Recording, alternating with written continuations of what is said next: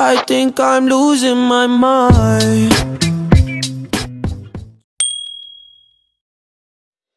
Maayong adlaw sa inyong makita and dili makita, and I hope you have a beautiful day. Sama na ako ka beautiful char pilingon. So anyways, I am Eliza Poria, BSHM-2A from Bohol Island State University, taking a Bachelor of Science in Hospitality Management. So for this video, let's talk about Novellino Wines. So gawas mga palahubog like basta dili na ako bagong buhay na ako. Char, wala gikan sa prisuhan ba? Nakulong dito siyang heart. So anyways, as a Filipino, we are not really fond of drinking wine because if we talk about wine, it corresponds to the word expensive. Mahal. Sana all mahal, pero ikaw dili na. Pasmado kung baba. So, I mean, sa atua, gasto-gasto na siya. Because in our culture, what tanaanan, unlike European country, wherein they are really into wine, grabe sila makalaklak kung ang uban hinubig niya gina. Kaya, mga pinatkuha nila sa ilang culture. Also, it's not just for the sake of being drunk, but it has a lot of health benefits. And usa pa, pampainit na siya sa lawas dito sa ila. So, if they have their mga wines such as Merlot, Cabernet Sauvignon, mga Pinot Noir, Syrah, unsa pa na diha, but we have our very own Novellino wine made in the Philippines. Grabe, sana all. It is created by Vicente Nonoy Kimbo. He is the founder and CEO of Novellino Wine. So, let's talk about Nonoy Kimbo. Kinsa man gyud ni siya, oy? So, he is a businessman with years of experience in the international beverage company. So, by the way, he is a son of both public teacher and at a young age, business-minded na gyud ni siya. And he graduated at University of the Philippines, taking up Bachelor of Science in Business Administration, and he graduated in the year 1969. So, ikaw, business-minded ka ba? Char! Okay, so, with his aptitude and years of experience from a soft drink company, where he took off to different places, but even while carrying a vital role in an international corporation, he was never too far away from his own entrepreneurial aspiration nga mag-start gyud og iyang kaugalingong business. Kay kung boto na wag gyud nagato sa panarbaho sa negosyo hinuon. Kay ngano magtubo ang imong kwarta. So, while traveling around the world, he became interested in wine. And to think of, wine has been part of human life for centuries. Sukad pa sa una ang wine na yun, parte na sa atong kinabuhi. Sa trace back na to sa Roman Empire, sa Persia, sa Mesopotamia. So even before, it is part of celebrating success in culture, romance, travel, to name a few. Daghan yun, grabe ang involvement sa wine. So, sa pag-travel ni Nonoy, nakahuna-huna siya nga, ay, sana all nakahuna-huna, pero ikaw, naging kahuna-huna So, maminaw nilang taani. So, let's focus. So, Nonoy arrived to the question, why? If wines has a strong global appeal, then why is the wine consumption in the Philippines is so low? Ubos kaayo. So, mangita gitag explanation, guys, no?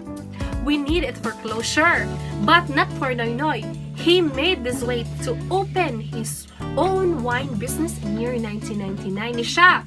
And now, ika-20th anniversary na nila. Sana all, kamo, mansari ra putog naglogo spot. Joke lang. But before he do it, he done his own research and came up with a result that attributed into 3 key factors, which is the taste, price, familiarity. Kaya nga naman, ang taste, it's kind of dry, medyo pait, lagi siya guwit sa lalamunan. Wa na anad atong panlasa atong dila. So, next is the price. So, when we talk about price, makalula yun ang presyo. So, to think of, nag-export pa ni siya, mahal ni siya, mas ni mahal pag samot, tungod kay patong-patong, yagikan pa sa gawas lagi. So, isa yun na, no? Ang atong yung basihan is ang price. But, if you really wanna buy some, naaragin na ninyo. But as a Filipino, mga commoners like me, agoy, kung sila mama, gasto-gasto lang daw. Pero kung ako, since medyo ganahan dyan ko wine, palit gud ko, then ako na siya i-store. Mauna, kung na yung mga occasion mo attend gud ko, pangitaon ba? Pangitaon kay patilawon og wine. Og dili ko patilawon ang mukuha siya og baso dayon. Of course, ginagmay ra, oy, because ang sobra, makamatay. Because too much wine or love. Too much wine will kill you na lang. Charot! So, ubay-ubay na sad po ako natilawan nga wine. Oy, grabe po. Kinadugan is 950. Di ko kalimutan na guys. So, syempre, dito ako ray gaabri nakiinom ako. Sana all. Rich kid. Basin di ay. Nani ako si Sir Noy. Sir, bakinimin. Char. Joke la. Oy, abi pala. Okay, muna diha makuha sa mga wine addict. Pero di ko addict ko wine. Tilaw-tilaw na po kayo. Medyo okayhan mo ng wine. Di lang palabian for me because ubos ang akong tawag na alcohol tolerance. So, dito sa third factor which is familiarity. Yes, we know wine. Pero, dili jud siya to the extent na sweetix na jud ayo. Kay kung magsurya tag wine, ang atong yung makuanan is expensive. Tapos, familiar ta, pero sa taste and sa mga variety, sa mga type of wine, dili ta familiar. Because mostly ang na-introduce mo gani is kana lang yung red wine. But naa di ay putay tawag og sparkling wine, which is lami siya kaayo. Naa siya flavor, medyo mga siya na pagka-juice nga dili matapang ang lasa, concentrated siya. So para nako lami siya. Samot na gyud og bugnaw. So it's a matter of familiarity. Pero kung adi mo sa ato lagi sa akong giingon, kung yung familiar red wine na dayon which is pait, ay kuhit sa lalamunan ba. With this in mind, Nonoy set out to launch Novellino Wines. However, Nonoy cleared that he didn't start Novellino Wines so that he could own a successful company, but to fulfill the unfulfilled aspiration of Filipino people. And I kind of agree to him because yes, sikat ang wine, but we don't have something we can call our own, our very own. Diba? So again, dili naman sad uso ang colonization like sa mga America, sa mga country, but we are now free tasan sa itong buhaton. So, pero unsa kay bang unsa na colonize na punta? Lahi na pud lang style ron sa ilang style, sa ilang colonization sa product, ga-idolize kaayo nato ang ilang mga artists, ang ilang mga produkto nila. So mao na siya. Pero kani si Nonoy is diri mag-start. Unsa man gyud unsa man ay journey sa pag-start niya diri sa iyang wine business. So, hindi lingid sa ating kaalaman na we are a tropical country atong location.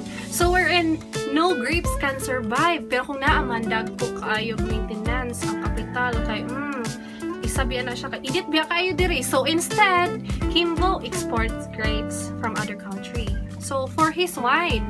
But he thinks of ways on how he can create and sustain his grapes because he's not the only one who buys grape. Daghan gyud mamalitay from the farmer because there's a lot of winemaker and juice maker. So it hit a realization. Sana all naka-realize that by engaging the juice maker rather than the winemaker, he could control the rest of the operational model.